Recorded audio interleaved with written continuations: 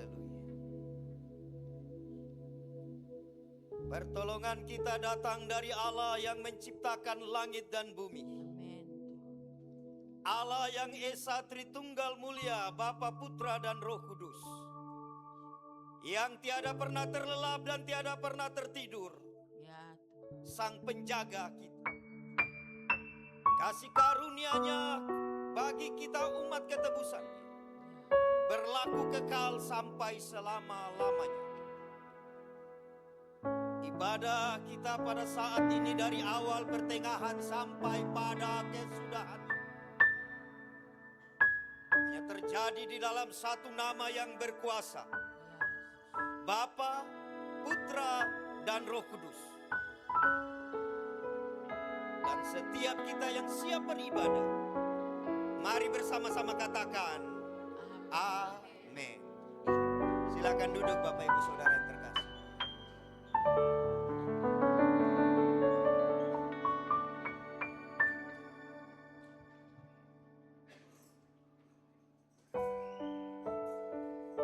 Mari siapkan hati kita Bapak Ibu.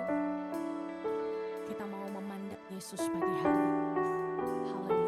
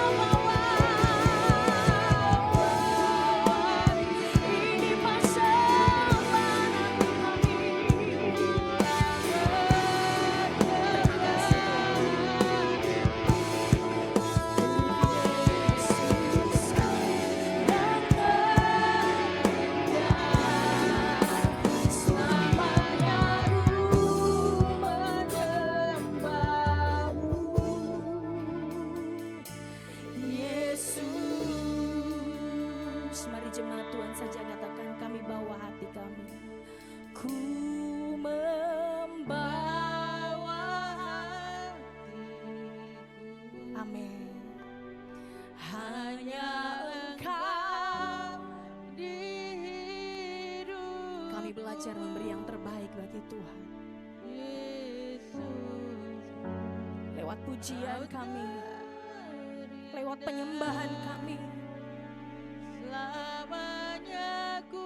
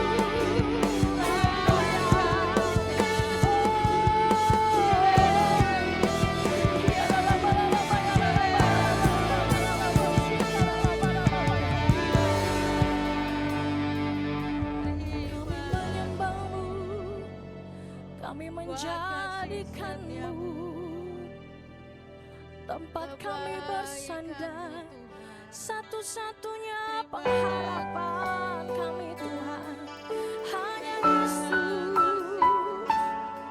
sumber kekuatan kami, penghiburan kami, tiada yang lain.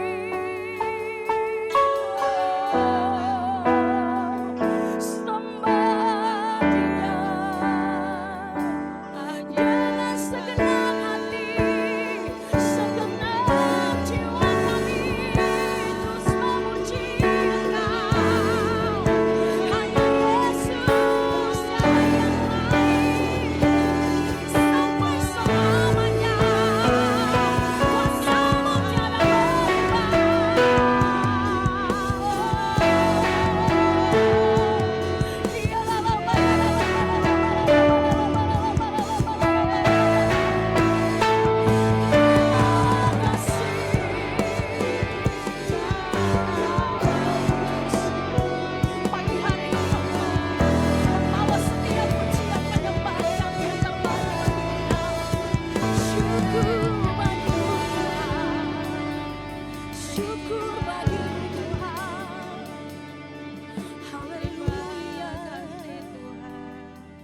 Apapun yang terjadi bagi hidup kami, Yesus tetaplah Yesus.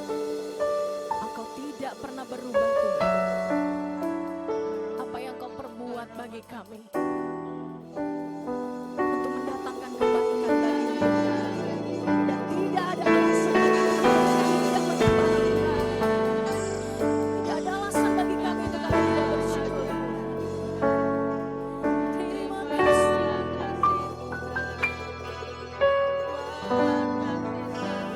Sekali Yesus, selamanya Yesus, harapanku tak akan hilang, karena kasih-Nya sekarang ku ada. Oh Yesusku, bolehkah Bapak Ibu sambil angkat kedua tangan katakan sekali.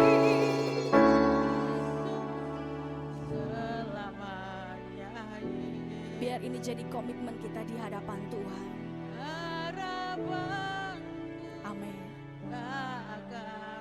Firman berkata masa depan kita sungguh ada dan harapan kita tidak akan hilang.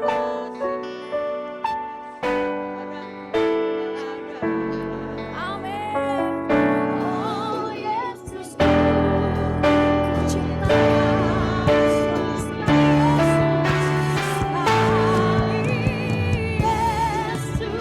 selamanya Yesus, harapan. Sambil bangkit berdiri Bapak Ibu Saudara, dalam hadirat Tuhan katakan, sekarang ku ada. Oh Yesusku, ku cinta Kau selamanya. Angkat kedua tanganmu, sama-sama katakan, Yesus, selamanya Yesus, amin. Harapanku takkan hilang, karena kasih-Nya sekarang ku ada. Oh Yesusku, haleluya. Mari Bapak Ibu lebih lagi katakan sekali.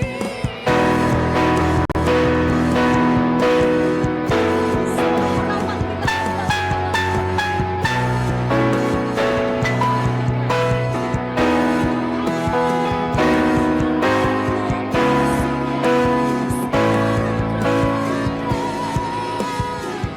oh Yesusku, kami mau berkomitmen, haleluya, sekali Yesus, selamanya tetap Yesus, harapanku amin. Sebab karena kasih-Mu, karena kasih-Nya, amin. Oh Yesusku, ku cinta Kau selamanya, karena kasih-Nya, karena kasih-Nya sekarang ku ada. Oh Yesusku, ku cinta Kau selamanya, karena kasih-Nya, karena kasih-Nya. Katakan dengan kuat, oh Yesusku, ku cinta Kau selamanya. Sorak-sorai bagi Dia, katakan haleluya, haleluya. Lebih lagi, amin. Sungguh Engkau yang heran dan dahsyat dalam hidup kami Tuhan. Apapun yang terjadi dalam hidup kami, sekali Yesus tetap Yesus, tidak pernah tergantikan. Terima kasih Tuhan. Lebih lagi kami mau bersuka cita melompat bagi nama-Mu, sebab Engkau sudah berbuat yang baik dalam hidup kami. Dalam nama Tuhan Yesus, haleluya. Amin. Boleh tos kiri kanan saudara, katakan mari bersuka cita. Amin. Haleluya.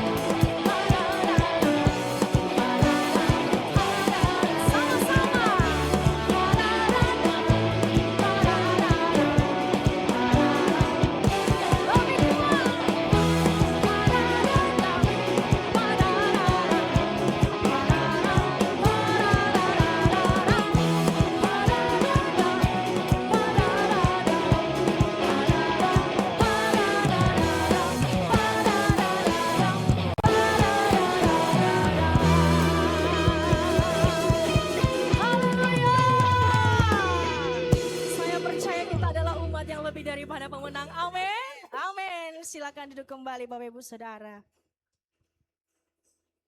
Haleluya. Tuhan datang memberi kami kemenangan lepas kemenangan. Amin. Dan kami tidak mau menyanyiakan kemenangan itu Tuhan. Untuk itu ajar setiap kami untuk berjalan menjadi mental seorang pemenang. Bangkitkan iman kami, bangkitkan pengharapan kami. Ini saatnya kami mau mengenal Engkau. Kami mau belajar tentang isi hati-Mu Tuhan. Karena itu adalah tanda kami mengasihi Engkau. Ya. Terima kasih Yesus. Ini hatiku menyembah-Mu, tulus dan kaku padamu Yesus.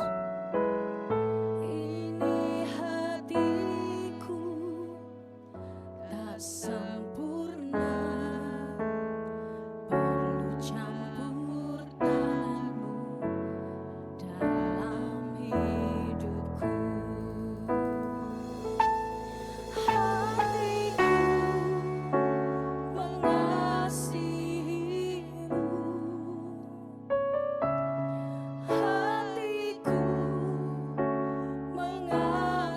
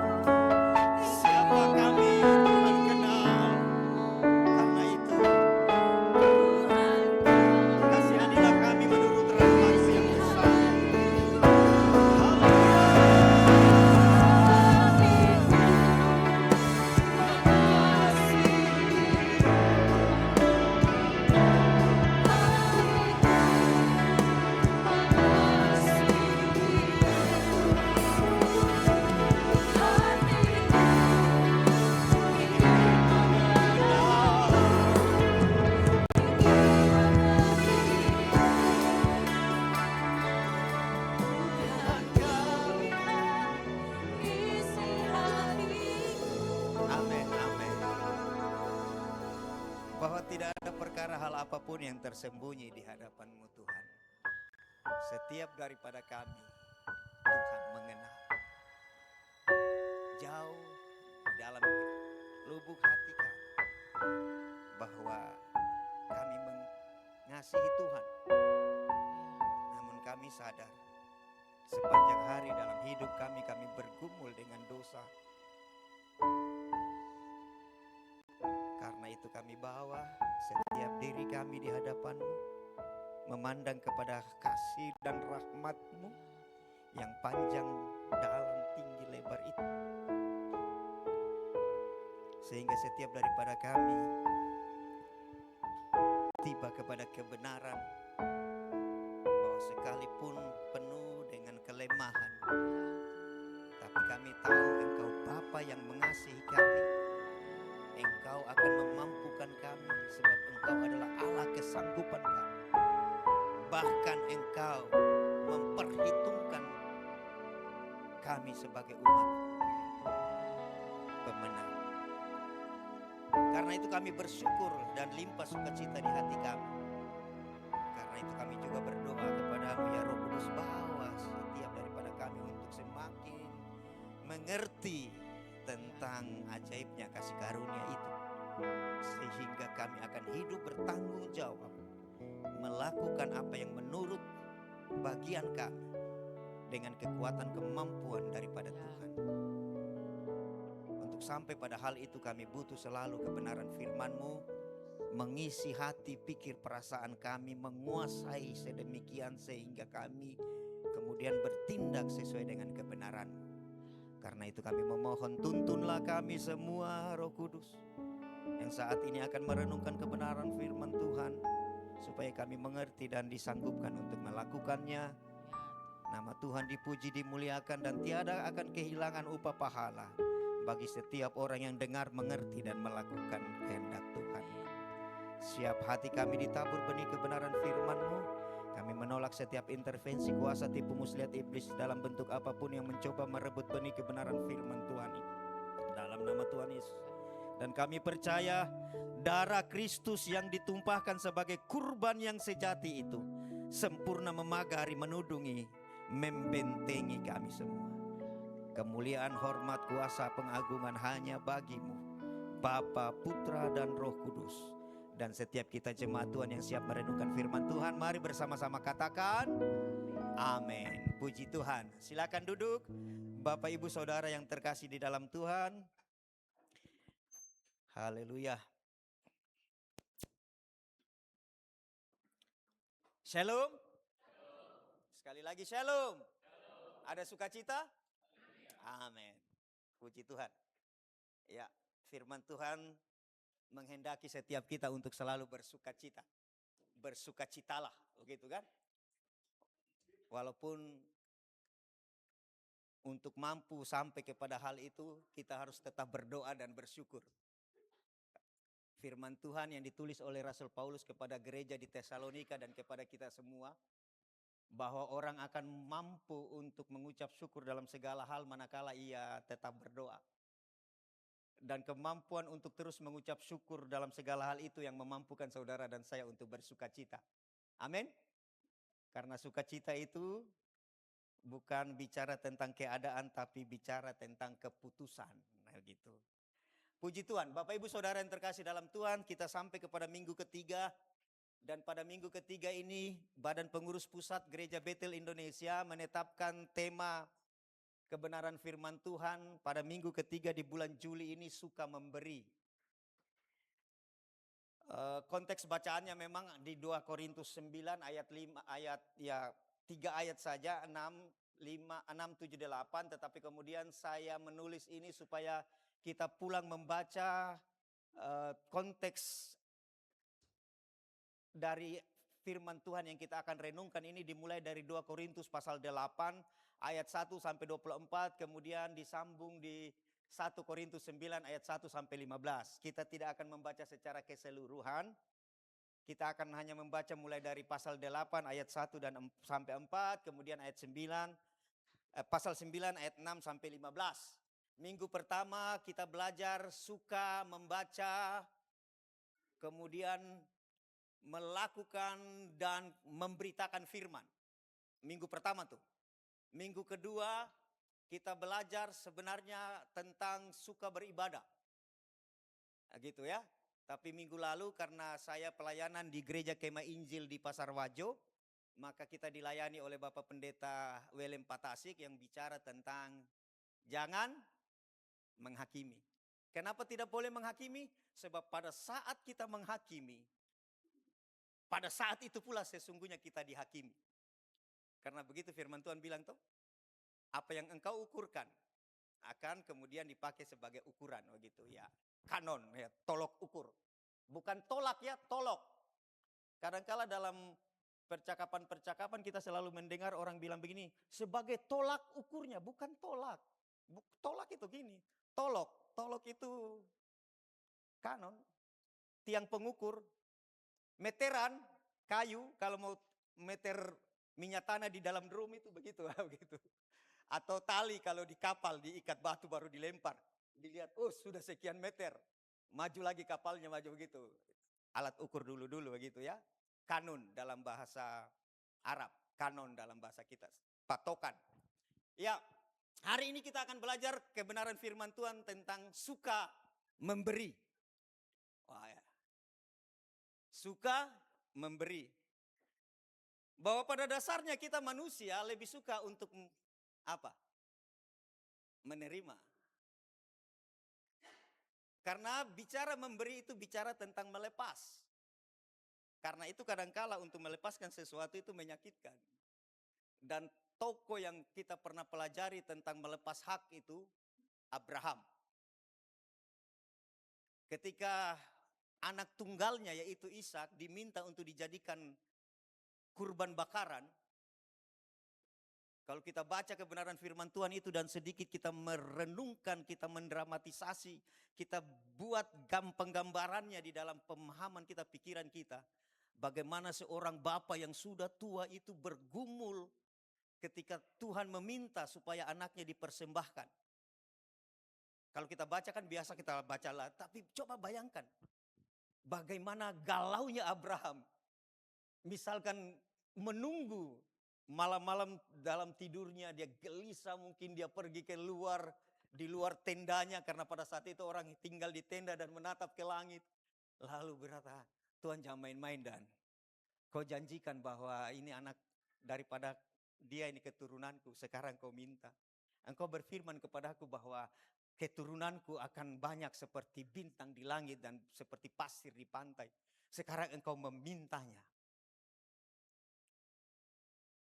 Dan kemudian ceritanya berlanjut. Seperti Simon Petrus yang berhadapan dengan Tuhan Yesus. Seorang profesional, nelayan profesional. Di hadapan seorang tukang kayu. Ketika Kristus memerintahkan, tolak sedikit dalam-dalam. Tebarkan jalamu di sebelah kanan. Dia kemudian membeberkan fakta. Sudah semalam-malaman kami menjaring. Dan faktanya bahwa di danau ini, di laut ini, Genesaret, Kineret, Tiberias, orang menjala malam hari. Dan kami sudah melakukannya. Tetapi karena sampean yang menyuruh. Itu puncak ketaatan itu. Bahwa faktanya seperti ini. Tetapi karena engkau yang menyuruh. Demikian Abraham. Demikian Simon Petrus. Iya dah? Begitu. Suka memberi. 2 Korintus pasal 8 kita buka. Saya baca ya. 2 Korintus pasal 8 saya akan membaca ayat 1 sampai ayat 4. Demikian firman Tuhan.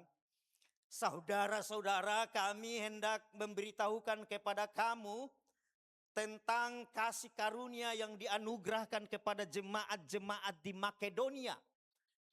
Paulus bilang kepada orang-orang di Korintus, saya mau bicara, saya mau ceritakan tentang orang-orang jemaat di Makedonia. Ya, Makedonia ini kalau Bapak Ibu ingat tahu tokoh sejarah terkenal siapa? Ya Iskandar Agung, Alexander ya, Alexander the Great, lalu kemudian diarabisasi menjadi Iskandar. Alexander menjadi Iskandar. Karena waktu dia di Makedonia, orang Makedonia kemudian dia disebut dalam nubuatan Nabi Daniel ketika oleh kekuasaannya Persia, Iran kemudian diruntuhkan. Semua wilayah dijadikan Yunanisasi, ya begitu. Ini kemudian sejarah berulang ketika kekaisaran atau kekhalifahan Islam berkuasa, semua diarabisasi, ya begitu. Mesir diarabisasi dan yang lain-lainnya, sehingga kemudian sekarang orang Mesir menghisapkan diri sebagai orang Arab, padahal sebenarnya orang Mesir, begitu toh. Orang Yordan. Bahkan lebih tua sebelum suku-suku Arab ada, orang Mesir peradabannya lebih. Jadi ini Makedonia. Jadi ada jemaat di Makedonia, Rasul Paulus katakan kepada orang-orang Korintus, kami hendak memberitahukan kepada kamu tentang kasih karunia yang dianugerahkan kepada jemaat di Makedonia. Ingat-ingat, kasih karunia dari Allah dianugerahkan kepada jemaat di Makedonia. Dalam bentuk apa itu? Ayat 2. Selagi dicobai dengan berat dalam berbagai penderitaan, sukacita mereka meluap. Dan meskipun mereka sangat miskin, namun mereka kaya dalam kemurahan. Ayat 3. Aku bersaksi, ingat saksi adalah orang yang melihat, mendengar dan mengalami peristiwa. Jadi kalau Bapak Ibu bilang saya bersaksi dan tidak mengalami peristiwa itu, tidak terlibat dalam peristiwa itu, tidak mendengar, tidak melihat peristiwa itu, Bapak Ibu saksi dusta. Iya toh? Ya, oke. Aku bersaksi bahwa mereka, jemaat di Makedonia itu telah memberikan menurut kemampuan mereka, bahkan melampaui kemampuan mereka. Itu kasih karunia yang diberikan kepada jemaat di Makedonia. Sekalipun mereka lemah, ternyata mereka kuat. Dalam hal apa itu? Memberikan bantuan, kita lihat nanti. Ayat 4. Dengan kerelaan sendiri, mereka meminta dan mendesak kami, supaya mereka juga beroleh kasih karunia, untuk mengambil bagian dalam pelayanan kepada orang-orang kudus. Jadi orang-orang kudus yang dimaksud ini orang-orang Kristen, orang-orang percaya. Di mana? Kalau kita baca selanjutnya, kita gali, kita lihat konteksnya bahwa orang-orang kudus di Yerusalem. Ribuan kilometer tuh Bapak Ibu jauhnya. Jadi kalau Bapak Ibu lihat ada peta ya Mediterania ini, Laut Tengah, di sini Italia, model sepatu laras, geser ke sini Yunani, ya itu Makedonia, di situ ada provinsi Akaya, naik-naik sedikit ada Selat Gibraltar kalau tidak salah yang memisahkan Turki Eropa dan Turki Asia. Kemudian ke sana turun, baru Yerusalem jauh sana tuh. Begitu. Jadi provinsi Asia. Beberapa saat lalu, ini juga yang unik nih, saya mau cerita. Saya mendengar seorang polemikus membaca salah satu bagian dari kitab suci, ayat firman Tuhan yang mengatakan begini, bahwa Roh Kudus melarang kami ke Asia. Begitu. Lalu orang ini bilang begini, lihat itu. Alkitabnya sendiri bilang, jangan menginjil ke Asia. Tapi mengapa mereka datang ke Indonesia, ke Brunei, ke Malaysia? Ini salah, ini miss sekali ini. Kalau Bapak Ibu baca, kenapa? Lah ini yang lucu nih. Asia yang dimaksud di Alkitab itu bukan Asia yang wilayah kita sekarang ini. Begitu. Wilayah Asia yang sana tuh, yang dulu disebut Asia kecil sana, yang tempat peristiwanya film-film Yunani begitu, yang lagi sekarang ini lagi apa itu pokoknya itu. Kenapa saya mau cerita ini begini Bapak Ibu? Ulang-ulang saya bilang, kadangkala kita ini kemudian kaget, lalu tinggalkan iman percaya kita, karena kita tidak memiliki pemahaman pengetahuan. Umatku binasa karena tidak mengenal. Ulang-ulang saya bilang, saya tidak akan bisa dikagetkan orang kalau saya tahu dia berdiri di belakang pintu itu. Bagaimana engkau bisa mengagetkan saya kalau saya tahu bahwa engkau berdiri di belakang pintu dan hendak membuat saya kaget. Tapi persoalannya sekarang, hanya karena ayat-ayat sepenggal itu lalu orang mulai membaca, oh ya betul ya, betul. Langsung murtad. Ya. Makanya tadi, Bapak Ibu hatiku, bagaimana tadi? Mengasihimu bla bla bla dan seterusnya. Apa kalimat terakhir itu? Aduh ini yang na na na na na na mengenal ya itu. Itu. Pengenalan itu penting. Karena itu Rasul Paulus juga mendoakan, aku bisa menyaksikan orang-orang sebangsaku, orang-orang Yahudi dalam konteks pelayanan kepada Tuhan. Roma pasal 10 kalau tidak salah ayat 1, ayat 2, ayat 3 itu. Saya bisa menyaksikan, saya bisa mengatakan bahwa mereka jor-joran dalam hal melayani Tuhan. Mereka betul-betul getol dalam melayani Tuhan. Persoalannya mereka melayani tanpa pemahaman, tanpa pengetahuan. Begitu. Makanya tadi malam ada TikTok atau apa yang video pendeknya Yusril bilang begini, kekristenan itu tidak ada hukum. Yahudi boleh katanya, legalistik dan seterusnya, kemudian Kristus datang. Saya hanya menulis, kekristenan sudah lebih maju ke depan. Dia tidak bicara hanya hukum, tapi dia bicara hakikat. Begitu pemahamannya. Ya, karena itu kenapa Bapak Ibu, selalu saya ingin ketika kita membaca Alkitab, mari kita baca secara konteksnya supaya kita mengerti. Amin. Termasuk yang ini, pelayanan kepada orang-orang kudus. Orang-orang kudus yang dimaksudkan ini adalah orang-orang Kristen, gereja Tuhan. Bahwa di bagian lain Alkitab mengatakan kita orang kudus. Iya, kudus secara status. Tetapi kemudian kita juga harus kudus secara praktiknya, secara hukumnya dikuduskan. Tetapi faktanya harus hidup kudus. Begitu. Jadi harus bisa sedikit waktu membaca, merenungkan sedemikian. Jangan sampai nanti kita melenceng. Oke. Ayat pasal 9. Pasal 9. Pasal 9 ayat 6. Tolong dibuka. Demikian firman Tuhan. Camkanlah ini. Ini kata yang unik dalam bahasa Indonesia ini, cam. Bapak Ibu tahu kata ini cam. Kita sudah tidak kata ini kan singkat tapi ini sebenarnya satu kata. Camkan ini.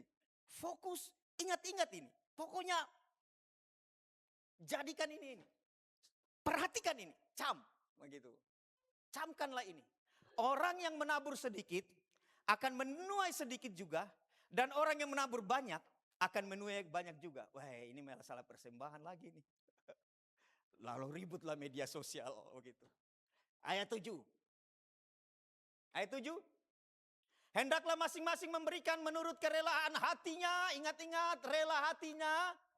Jangan dengan sedih hati atau karena paksaan, sebab Allah mengasihi orang yang memberi dengan sukacita. Ayat 8. Dan apa yang terjadi? Allah sanggup melimpahkan segala kasih karunia kepada kamu, sebagaimana Dia berkasih karunia kepada orang-orang Makedonia, sekalipun dalam kesusahan, tetapi mereka bisa mengambil bagian dalam kasih karunia ini, membantu jemaat di Yerusalem. Begitu konteksnya. Supaya kamu senantiasa berkecukupan di dalam segala sesuatu dan malah berkelebihan di dalam berbagai kebajikan. Demikian firman Tuhan, dan seterusnya dan seterusnya. Jam 10. Oke. Kembali ke slide.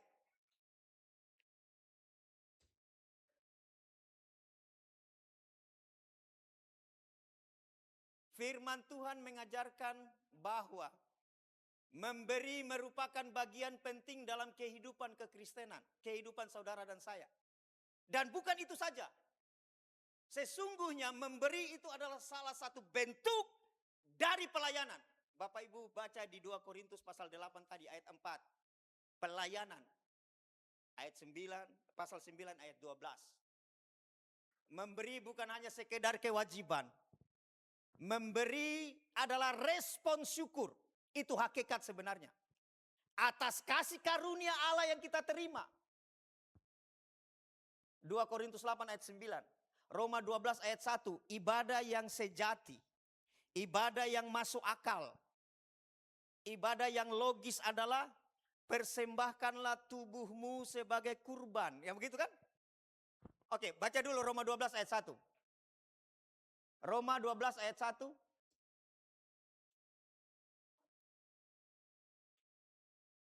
Pak Yance? Oke. Karena itu saudara-saudara, demi kemurahan Allah, baca kemurahan Allah di mana itu? Yang di atasnya.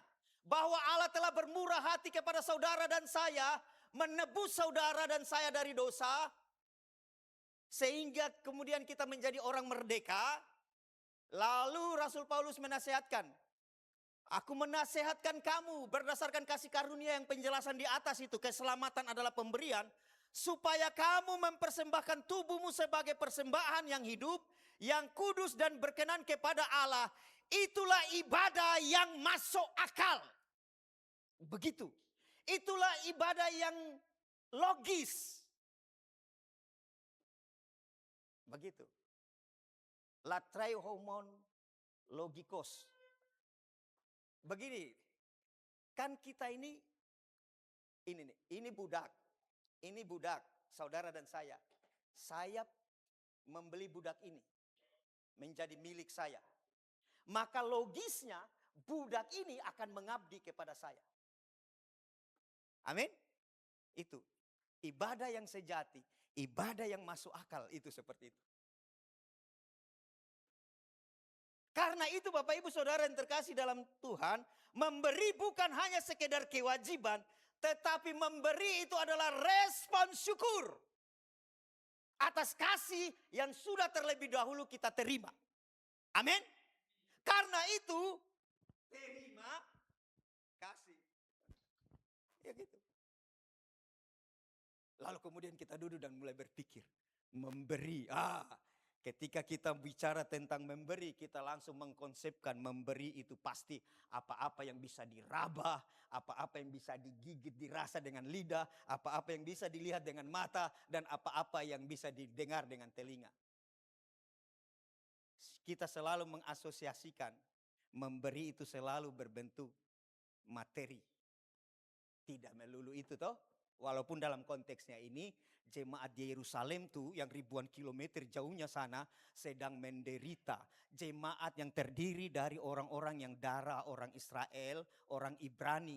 Lalu kemudian digalang dana diakonia di ribuan kilometer jauhnya ini dalam rangka membantu mereka. Dalam konteks ini memang aksi diakonia ini. Oke. Slide berikutnya.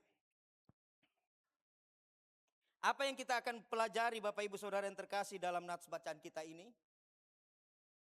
Tentang disiplin memberi. Ya.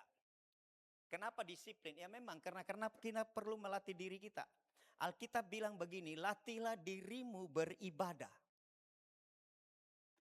Kalau memberi itu bagian dari ibadah, maka kita perlu melatih diri kita.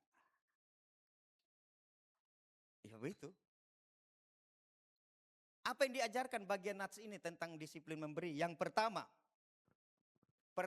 prinsip dimulai dari sikap hati. Itu paling penting. Kenapa? Karena Alkitab mengajarkan kita bahwa Allah melihat hati.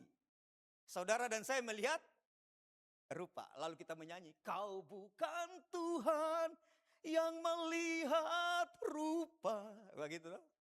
Ya, memang peristiwa itu terjadi ketika ada audisi siapa yang akan menggantikan Raja Saul.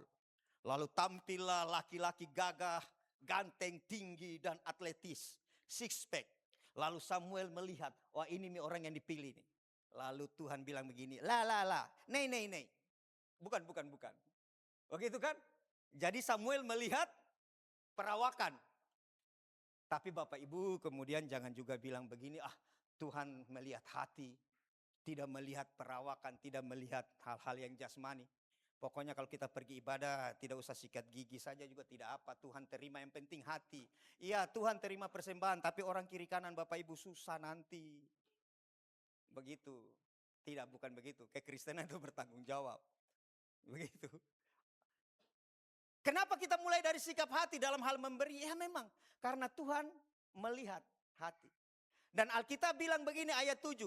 Hendaklah masing-masing memberi menurut kerelaan hati. Amin. Harus rela dalam konteks memberi itu. Jangan dengan terpaksa. Apalagi memberi dengan sedih. Gitu kan? Walaupun ada juga lagu sih. Persembahan kami sedikit sekali. Dulu saya suka waktu awal-awal bertobat tuh, masih euforia bertobat. Lagu ini kadang-kala saya dijadikan main-mainan. Kemudian setelah perjalanan waktu, iya betul tahu. Saya betul lagu ini. Persembahan kami sedikit sekali, kiranya Tuhan terimalah dengan Bapak Ibu, apa yang kamu kasih kepada Dia yang punya semuanya? Bapak Ibu mau kasih mobil kepada orang yang punya perusahaan mobil di seantero dunia ini kah? Iya tidak? Mau kasih apa? Bahkan kita kasih nyawa kita saja Dia yang punya. Amin. Karena itu setiap kita datang memberi persembahan kita, datang dengan sikap hati, memberi dengan penyembahan. Amin. Iya begitu. Mungkin ada yang bilang, oh iya ini saya karena berusaha. Saya punya hikmat karena saya rajin. Bapak Ibu betul semua itu. Kerja dengan rajin. Belajar supaya berhikmat. Tapi kemudian Bapak Ibu, pengkhotbah seorang yang terkaya dan paling berhikmat di muka bumi ini bilang itu juga karena Tuhan. Amin. Saudara boleh rajin, saudara boleh pintar, kalau Tuhan bikin tidak berhasil. Kira-kira bisa tidak? Bisalah. Karena egoisme itu ada pada Tuhan. Pagi ini saya mau tulis di status saya tadi.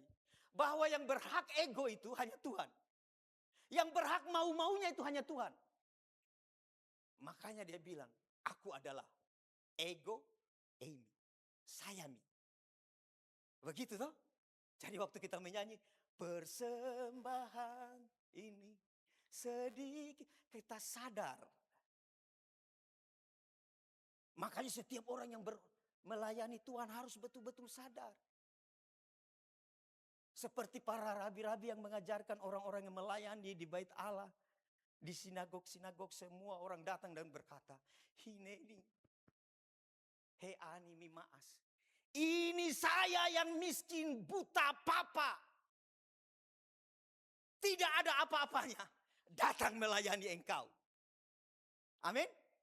Begitu. Jadi mulailah dari hati. Amin. Amin. Hendaklah masing-masing memberi menurut kerelaan hatinya. Jangan dengan sedih. Atau karena paksaan. Kenapa dengan kerelaan? Karena Tuhan suka orang memberi seperti itu. Amin. Dasar pertama pemberian adalah sikap hati yang rela. Ikhlas. Slide berikutnya. Memberi tidak boleh dilakukan dengan terpaksa atau karena tekanan. Itu bisa dibaca tadi. Kerelaan itu berkorelasi dekat dengan kemurahan hati.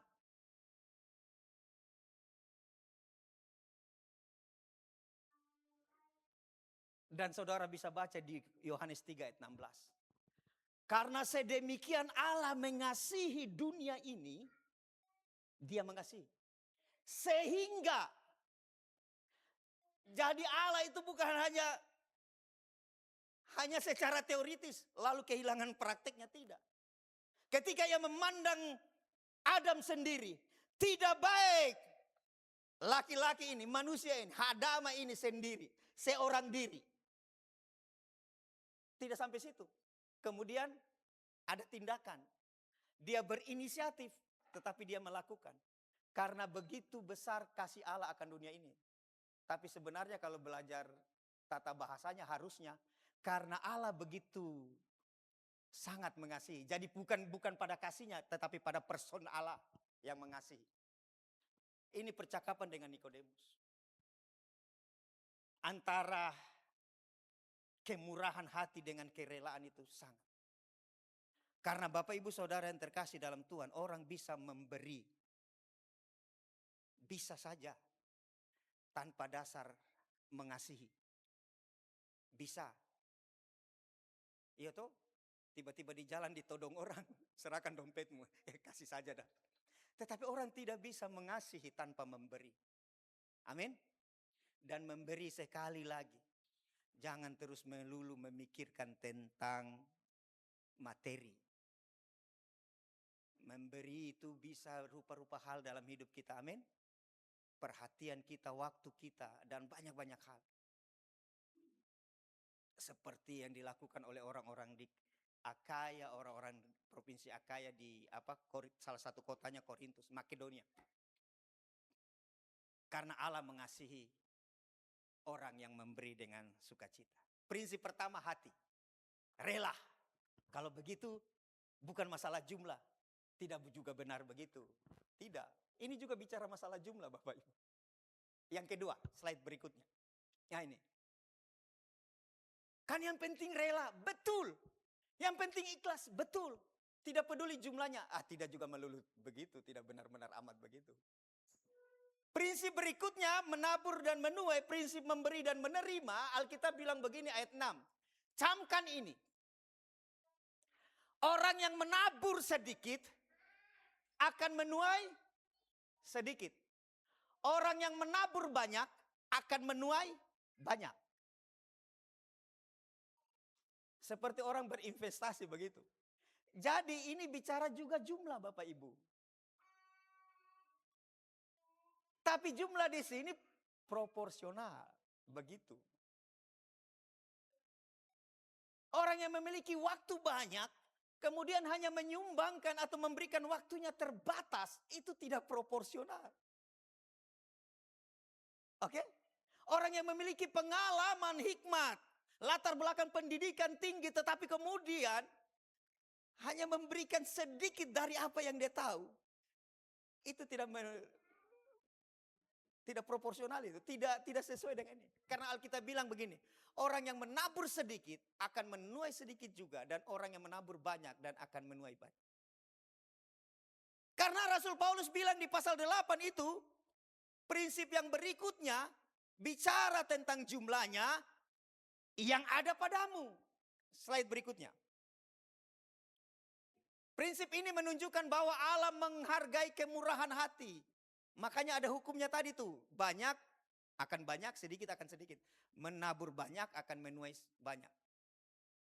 Sekaligus juga, Bapak Ibu Saudara yang terkasih, hal ini mengajarkan kepada kita yang saya bilang tadi, prinsip proporsional. Sederhananya begini. Saya akan dapat lebih banyak memberikan potensi sumber daya yang ada pada saya dibandingkan dengan Joanina. Amin. Sederhananya begitu saja. Menjadi tidak proporsional ketika Nina lebih mampu memberikan banyak hal potensi yang ada padanya dibanding saya. Begitu. Ya, 2 Korintus 8 ayat 12 sampai 15. Tolong buka dulu ayat ini. Jadi prinsip pertama rela. Prinsip kedua bicara tentang jumlah proporsional. Baca dulu. 2 Korintus 8 ayat 12.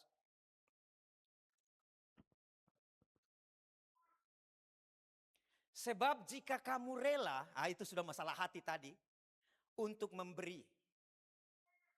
Maka pemberianmu itu akan diterima kalau pemberian itu berdasarkan apa yang ada padamu. Kalau tidak ada jangan paksa. Tetapi kalau ada, jangan juga tidak. Bukan berdasarkan apa yang tidak ada padamu. Bagaimana tiba-tiba saya minta Pak Leo minggu depan, Bapak melayani di keyboard. Kan tidak mungkin. Karena kemampuan main keyboard tidak ada padanya. Amin Pak Leo? Iya. Tetapi kalau tidak ada Pak Leo kita haus juga ya. Siapa yang bawa-bawa aqua di sini? Anak-anak sekolah minggu haus. Karena dia ada padanya kemampuan itu. Amin? Iya. Suruh anak sekolah minggu yang bawa tidak juga. Karena tidak ada pada mereka begitu. Jelas ini. Kalau pemberian itu tadi sudah rela, kemudian pemberian itu berdasarkan apa yang ada padamu, bukan berdasarkan apa yang tidak ada padamu. Dan hal-hal sekali lagi ini memang bicara tentang pemberian dalam konteks diakonia untuk jemaat Yerusalem. Tetapi dalam konteks kehidupan kita, ini luas. Apa yang ada pada kita, kemampuan-kemampuan, kapasitas-kapasitas yang ada pada kita, itulah yang kemudian kita beri. Amin. Iya. Dan memberi itu, slide berikut, adalah tindakan iman. Iya. Mempercayakan hidup ini kepada Tuhan. Karena itu Tuhan mengajar kepada saudara dan saya, Bapak Ibu Saudara yang terkasih, bahwa berkat itu yang ada pada kita nih, bukan melulu roti, tapi juga benih. 2 Korintus 9 ayat 10, prinsip yang ini. 2 Korintus 9 ayat 10 bilang begini, berkat itu ada roti untuk dimakan, benih untuk ditabur. Tidak semua berkat itu roti untuk dimakan sehingga kita tidak punya benih untuk kita tabur. Tetapi tidak mungkin juga semua berkat itu menjadi benih untuk ditabur. Kita mau bayar apa dengan listrik PLN? Kita semua kemudian kita mendonasikan, tidak. 2 Korintus 9 ayat 10. Mari kita buka Alkitab kita Bapak Ibu. Saya bacakan saja kalau begitu. Ia menyediakan benih bagi penabur dan roti untuk dimakan. Tidak semua untuk kebutuhan jadi roti dimakan. Tapi ada juga untuk benih.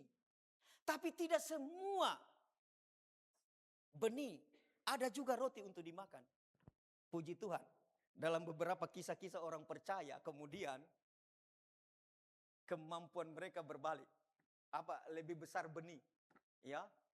Ada tokoh-tokoh orang-orang percaya yang mendonasikan milik kepunyaan mereka sehingga mereka menjadi orang-orang yang berjiwa sosial. Lebih besar persentasenya untuk kemudian mendonasikan, membentuk yayasan-yayasan kemanusiaan dibanding kemudian yang dia pakai sebagai roti. Lebih banyak kepada benih begitu. Tapi ini kemudian proporsional juga Bapak. Sesuai porsi masing-masing kita. Kalau Bapak Ibu baca bahkan karunia juga di Roma pasal 12, Bapak Ibu baca di sana. Kasih karunia berdasarkan kasih karunia itu sesuai. Amin. Iya, tetapi prinsipnya harus sama. Bahwa ada roti untuk yang kita butuhkan, tetapi ada juga benih untuk kita tabur. Tapi tidak melulu juga benih itu ditabur. Kita mau bayar PLN bagaimana? Begitu kira-kira. PDAM bagaimana? Tidak. Tapi tidak semuanya juga roti untuk dimakan. Ada benih untuk ditabur. Amin. Jadi pertama tadi kerelaan, kemudian proporsional, bicara tentang apa yang ada pada kita, dan itu juga bicara tentang jumlah. Yang ketiga sekarang, kita sudah mau selesai. Yang ketiga, dan ini yang kita suka. Prinsip pemeliharaan Allah. Tapi sebelum sampai di 3 ini, kan ada 1 dan 2 toh. Yang kita suka ini mau golnya terus. Tuhan pelihara, Tuhan pelihara. Betul Tuhan pelihara. Iya. Ayat 8. Dan Allah sanggup melimpahkan segala kasih karunia kepada kamu. Supaya oleh kasih karunia Allah itu, saudara dan saya berkecukupan. Cukup dalam segala sesuatu. Malah berlebihan. Berlebihan. Sabar dulu, belum titik. Di dalam hal kebajikan. Iya. Alkitab jelas bilang begitu, Tuhan pelihara. Slide berikutnya. Allah yang tak terbatas sanggup melimpahkan kepada saudara dan saya segala kasih karunia.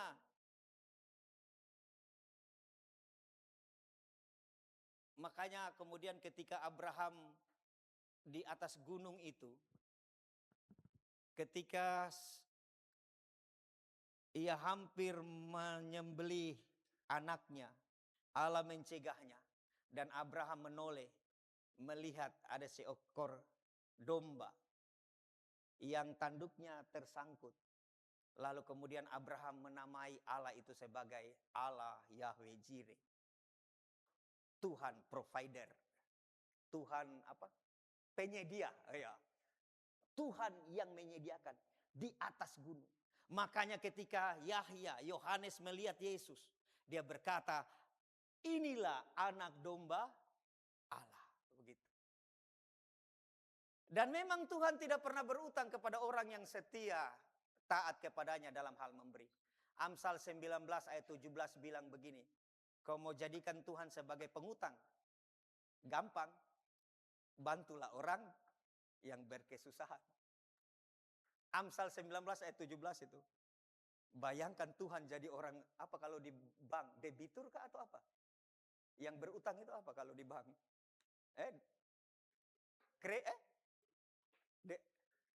Kreditur. Bayangkan, jadikan pemilik segala dunia ini menjadi berutang terhadap saudara dan saya dengan jalan apa? Amsal 19 ayat 17. Siapa-siapa yang menolong orang berkesusahan, dia menjadikan Allah berutang terhadap dirinya. Wis. Amsal 19 ayat 17. Pemeliharaan Allah memungkinkan orang percaya untuk terus melakukan pekerjaan baik bagi sesama. Iya.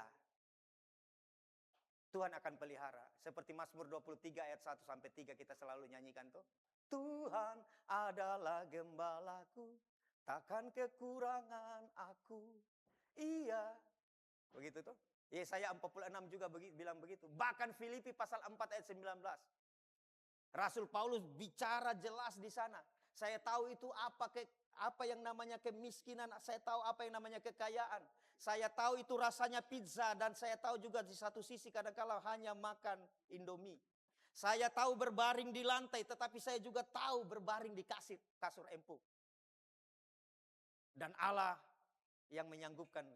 Segala perkara dapat kutanggung di dalam Dia yang memberi kekuatan kepadaku, yang memberi kemampuan kepadaku. Lalu Filipi 4 ayat 19 bilang Allah akan memelihara menurut apa? Kekayaan dan kebenarannya di situ. Filipi 4 ayat 19. Buka dulu kalau begitu kita lihat. Filipi 4 ayat 19.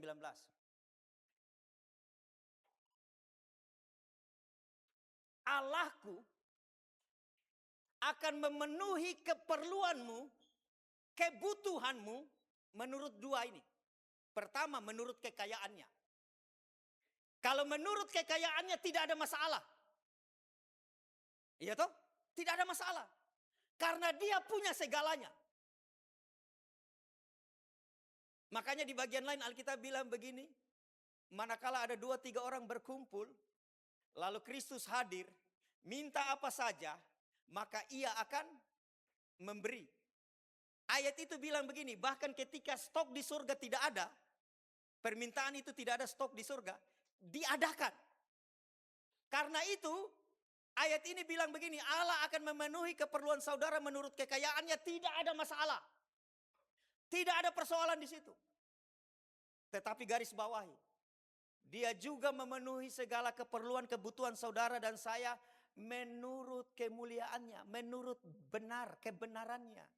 Dia tidak akan mungkin bertentangan dengan kebenarannya. Amin. Amin. Sederhananya begini. Anak sekolah minggu minta pisau. Menurut kekayaannya tidak masalah. Bahkan sekalipun pisau itu tidak ada di surga, model apa dia adakan. Jadi tidak ada masalah. Amin. Tetapi kemudian menurut kemuliaannya, menurut kebenarannya, sehingga kita tidak akan mungkin meminta sesuatu yang bertentangan dengan kebenarannya. Tidak mungkin kebutuhan keperluan kita itu bertentangan dengan kemuliaannya. Amin. Iya. Saya yakin sungguh tidak mungkin ada orang berdoa, Tuhan berkati saya, beri modal untuk hari ini. Karena sebentar putaran Singapura dan Thailand akan muncul. Iya tidak? Iya, karena itu pola itu toh. Bapa kami yang di surga, dikuduskan namamu. Namamu dikuduskan. Persoalannya kadangkala kita kemudian tidak menguduskan nama Allah melalui tindakan kita. Ya toh? Bapa kami di surga, dikuduskanlah namamu, datanglah kerajaanmu. Itu pemimpin pujian tadi bilang begitu tuh. Menarik surga terjadi di bumi. Begitu. Jadi surga itu bukan hanya nanti, tapi bicara sekarang. Dan asiknya, kalau di dunia ini ada surga, dan saya yakin ada surga, dia ada dalam rumah tangga. Iya, rumah tangga suami istri atau rumah tangga dalam konteks gereja. Tapi persoalannya juga, kalau neraka ada di dunia ini, dia ada di dalam keluarga. Bapa kami yang ada di surga, dikuduskanlah namamu, datanglah kerajaanmu. Kerajaan Allah bicara tentang damai sejahtera, sukacita dan kebenaran toh. Ditarik Samayim itu Uranus itu dibawa ke dunia ini, di aplikasi begitu. Sama dengan kita ini, kan kurang lebih 2 jam toh kita ibadah ini. Sesudah itu pulang ini membawa ibadah ini dalam kehidupan kita. Amin. Iya tidak? Iya, begitu sebenarnya. Ini kan di ibadah ini. Bahkan kadangkala ya maaf kata Bapak Ibu, kita ibadah itu asal-asalan saja. Iya. Tapi mari bersungguh-sungguh ya.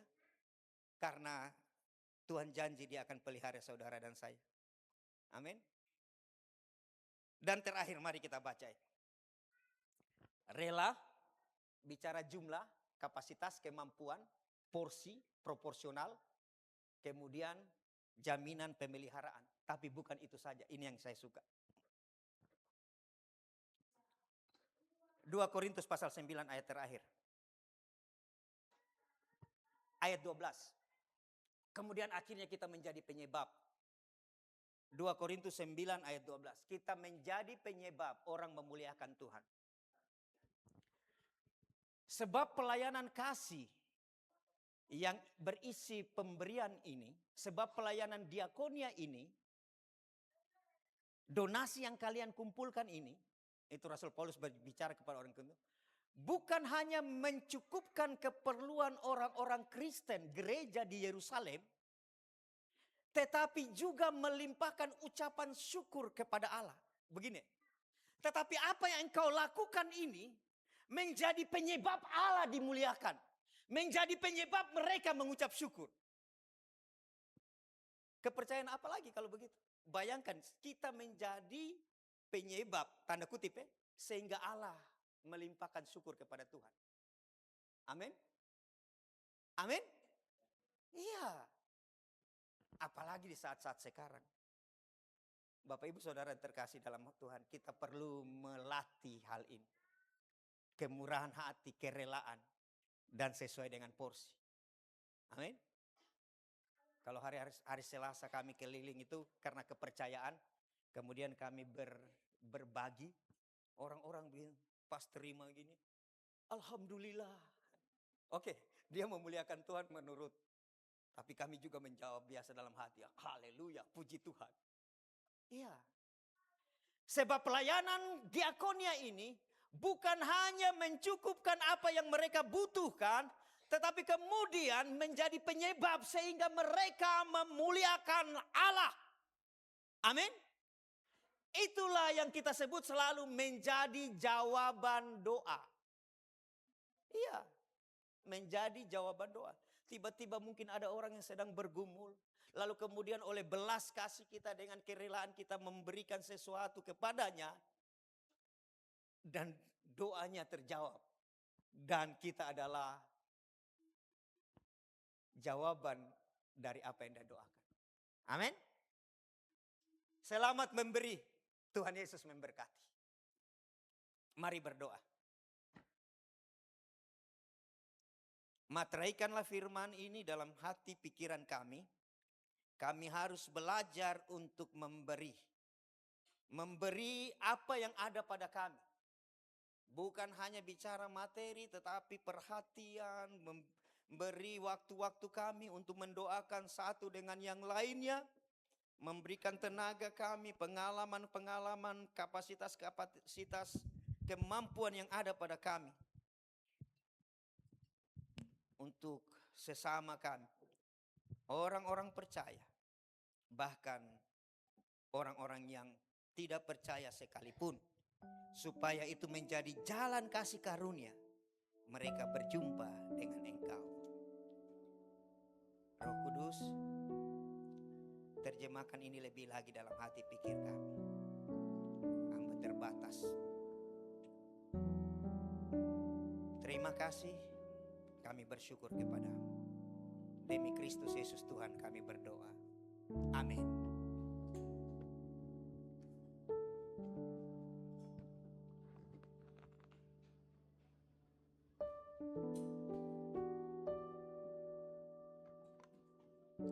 Ya puji Tuhan, saya percaya kita semua diberkati lewat firman Tuhan pagi hari ini, amin. Bukan hanya menjadi pendengar, biarlah kita juga menjadi pelaku-pelaku kebenaran firman Tuhan. Haleluya.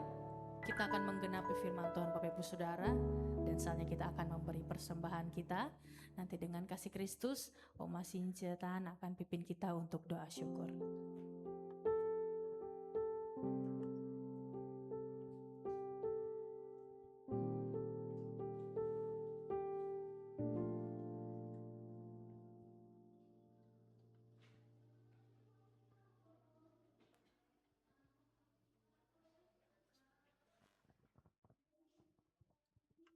Shalom.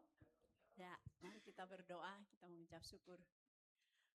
Haleluya, haleluya, haleluya. Terima kasih Tuhan, terima kasih.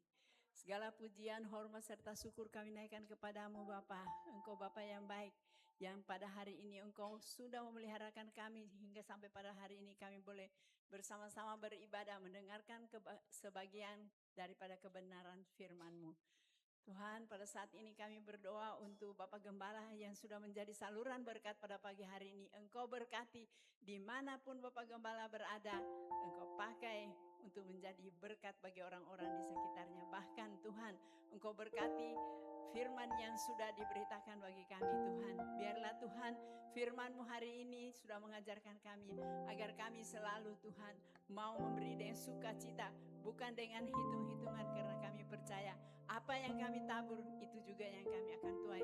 Tuhan, Engkau berikan kami hati yang benar-benar Tuhan mau mengasihi-Mu, mau membalas segala kebaikan-Mu Tuhan.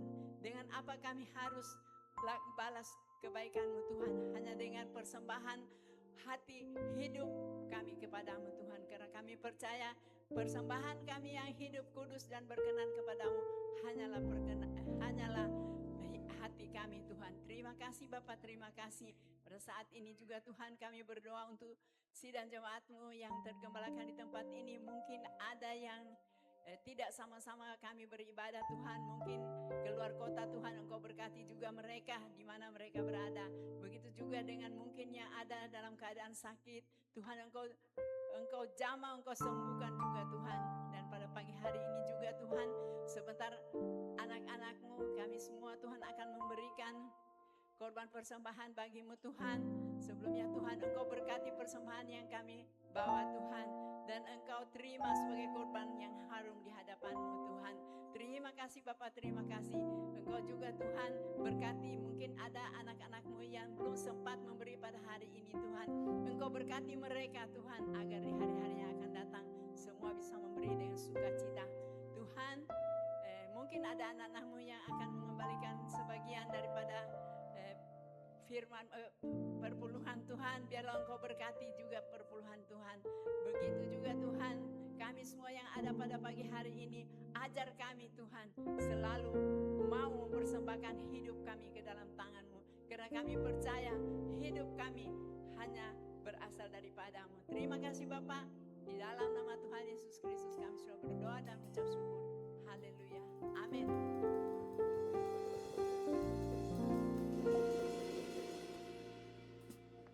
Ya puji Tuhan, selamat memberi, Tuhan Yesus memberkati.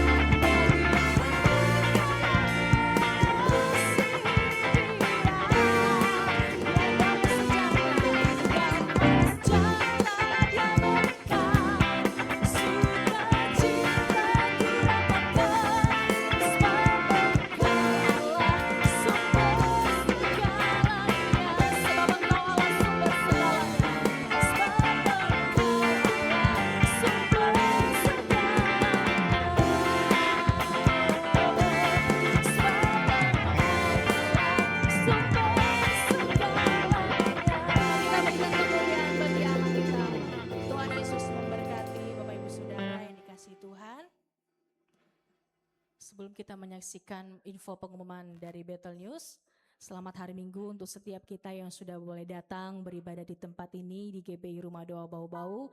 Saya percaya kita akan ketemu di ibadah-ibadah selanjutnya.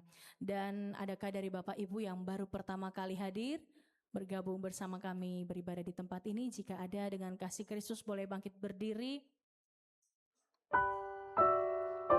Tidak ada? Jemaat Tuhan yang setia, dan saya percaya kembali kita akan ketemu di ibadah-ibadah selanjutnya. Puji Tuhan, berikut kita akan menyaksikan info Battle News. Kami persilakan multimedia.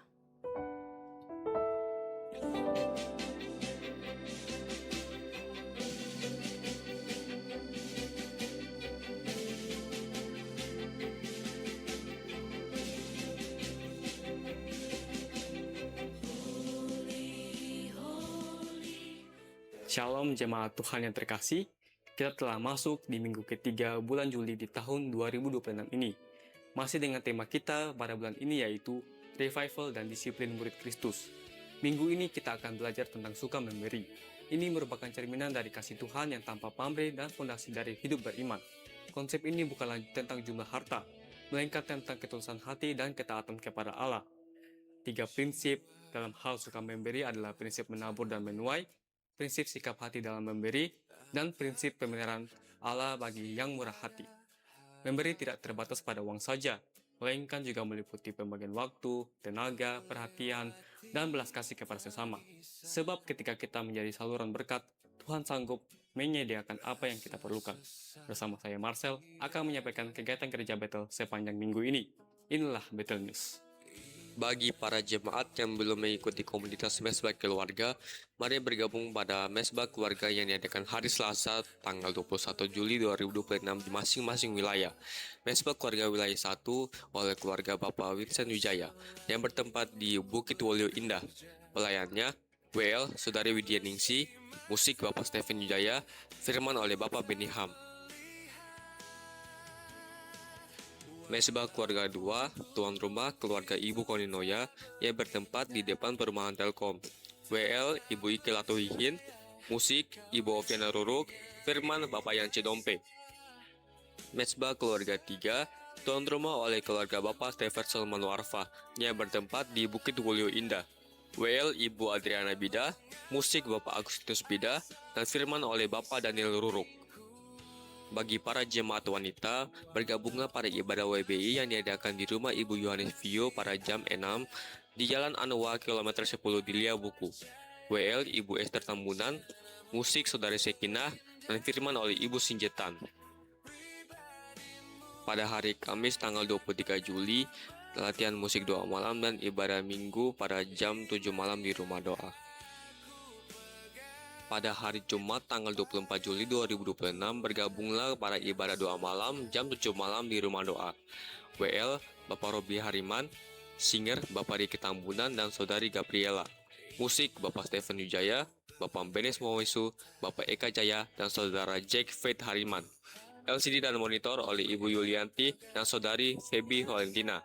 Firman oleh Bapak Yohanes Agus. Bagi para kaum muda, bergabunglah dalam ibadah youth yang dilakukan setiap hari Sabtu pada jam 7 malam di rumah doa. Ibadah ini akan dirangkaikan dengan fellowship dan nonton bersama. Pelayannya adalah sebagai berikut: WL Saudari Tessa Mantong dan musik oleh Saudari Sekina Tiovani.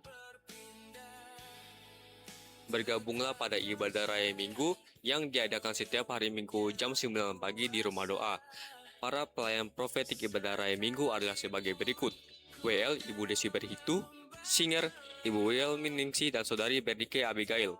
Musik Bapak Benny Ham, Bapak Vincent Jaya, Bapak Eka Jaya, dan Saudara Jake Faith Hariman. LCD dan monitor oleh Bapak Yance Dompe dan Saudara Yuka Onawekla. Penerima tamu Bapak Ibu Joni Wola dan Bapak Ibu Roy Hartawan. Doa persembahan oleh Saudara Julius Berhitu. Bawalah anak-anak Anda pada ibadah Bethel Kids yang diadakan setiap hari Minggu jam 9 pagi di rumah doa. Pelayan Bethel Kids adalah sebagai berikut: WL Kakak Widya, pendamping WL Kakak Nina, musik Kakak Benes, firman kelas kecil Kakak Kinan, firman kelas besar Kakak Benes, pendamping sekolah minggu Kakak Esther Tambunan dan Kakak Selfie. Dress code seragam oranye sekolah minggu, kameramen Kakak Tessa.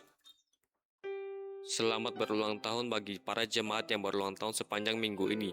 Pada tanggal 20 Bapak Roy Hartawan dan Edik Eren Jaufrem. Tanggal 23 Saudara Esther Kopenger.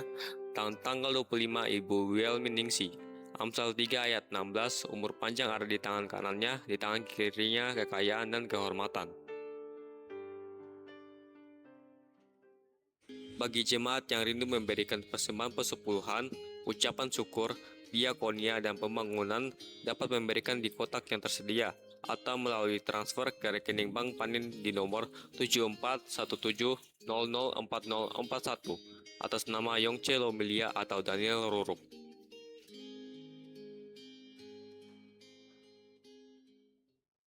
Dua Korintus 9 ayat 7 mengatakan, hendaklah masing-masing memberikan menurut kerelaan hatinya, jangan dengan sedih hati atau karena paksaan, sebab Allah mengasihi orang yang memberi dengan sukacita. Demikianlah BT News untuk minggu ini. Saya Marcel mengucapkan selamat hari Minggu. Tetap sehat dan tetap semangat melayani. Tuhan Yesus memberkati. Demikian info BT News. Kita dengarkan pengumuman tambahan dari Bapak Gembala.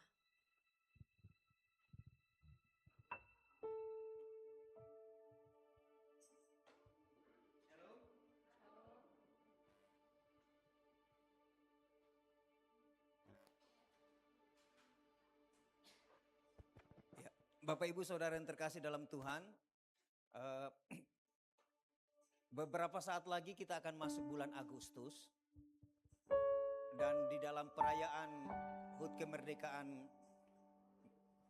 RI yang ke-81, sebagaimana setiap saat waktu kita merayakan kemerdekaan, Wanita Bethel Indonesia mengadakan kegiatan sosial setiap 17 Agustus. Walaupun tahun lalu kemudian kita geser ke ulang tahun kota.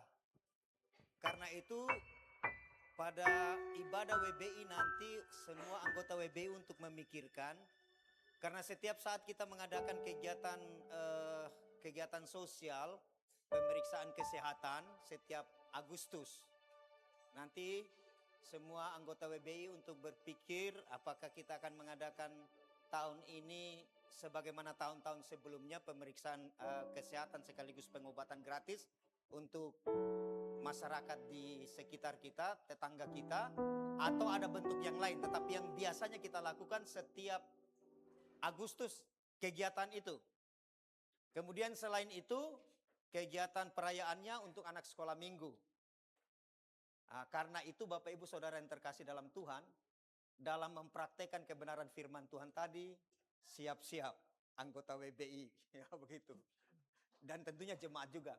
Saya berharap untuk pikirkan ini khususnya karena setiap tahun tanggung jawab WBI untuk mengadakan kegiatan sosialnya. Mengucap syukur dalam rangka ulang tahun kemerdekaan kita, sekaligus juga bagian dari pelayanan masyarakat gereja terhadap lingkungannya. Sekaligus juga untuk kegiatan sekolah minggu yang diadakan biasa aneka lomba di 17 Agustus itu. Dan biasa dengan anak-anak di sekitar kita. Karena itu saya berharap dalam ibadah WBI nanti semua anggota WBI mulai memikirkan, mengusulkan atau merencanakan hal ini.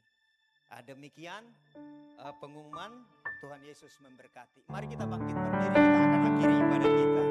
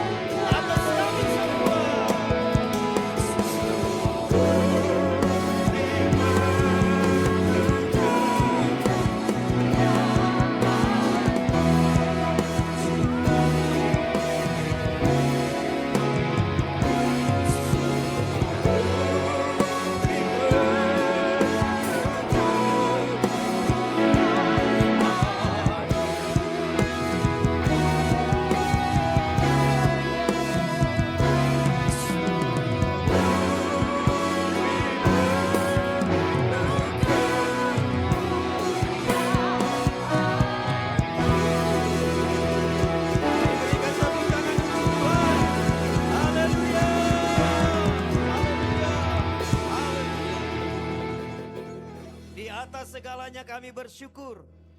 Karena atas perkenanan Tuhan, kasih karunia daripada Tuhan yang berlaku atas kami, kami boleh beribadah. Amin. Dan kami percaya pujian, penyembahan, syukur kami layak di hadapan Tuhan. Itu juga semata karena kasih karunia yang dari Tuhan. Kami telah mendengarkan sabda Tuhan supaya kami pulang untuk melakukannya dalam kehidupan kami dan memberitakannya. Sebelum kami berpisah satu dengan yang lainnya menerima berkat daripada Tuhan, kami berdoa bagi saudara-saudari kami yang sepanjang pekan ini berulang tahun. Pada tanggal 20 nanti Bapak Roy Hartawan dan anak kekasih Eren Jofraim. Tuhan memberkati. Pada tanggal 23 nanti Saudara Aser. Kami juga berdoa pada tanggal 25 Ibu Wilminingsi dalam ketambahan usia mereka, Tuhan memberkati. Kami juga berdoa untuk orang tua kekasih kami, Ibu Fatimah yang sedang dirawat di rumah sakit Siloam. Tuhan berkati ia sebagaimana janji Tuhan bahwa sampai putih rambut kami Tuhan yang menggendongkan. Dan kami berdoa baginya damai sejahtera yang daripada Tuhan menguasai hati dan pikirnya. Terima kasih. Kini saatnya kami akan mengakhiri ibadah ini. Layakkanlah hamba-Mu ini menjadi saluran berkat supaya kami terima berkat daripadamu. Berkat untuk orang-orang yang beribadah, dan terutama berkat bagi orang-orang yang diutus untuk pulang dalam hidupnya memberitakan kabar baik melalui perkataan dan perbuatannya. Karena itu Bapak Ibu Saudara yang terkasih, kembalilah dalam kehidupanmu. Arahkanlah hati dan pikirmu kepada Tuhan. Ingatlah senantiasa bahwa Tuhan berkasih karunia kepada saudara dan saya. Oleh karena kasih karunia-Nya itu dimampukannya kita semua untuk melakukan apa yang menjadi bagian kita dengan kekuatan dan kemampuan daripada Tuhan. Angkatlah kedua tanganmu dengan iman dan terimalah berkat. Kasih karunia, damai dan sejahtera yang bersumber dari Allah yang menciptakan langit dan bumi, Bapa, Putra dan Roh Kudus. Kasih karunia dan damai sejahteranya yang melampaui segala akal pikir manusia dicurahkan atasmu, atas kita semua. Dan dengan kasih karunia itu dimampukannya saudara dan saya untuk senantiasa setia beribadah, melayani Dia dari sekarang bahkan sampai Tuhan datang kali kedua. Di dalam berkat nama Bapa, Putra dan Roh Kudus, di dalam nama Yesus Kristus Tuhan, kasih karunia damai sejahtera itu dicurahkan atasmu dan atas kita semua. Dan setiap kita yang diberkati, mari bersama-sama katakan amin. Tuhan Yesus memberkati kita semua. Ibadah selesai, salam sehati.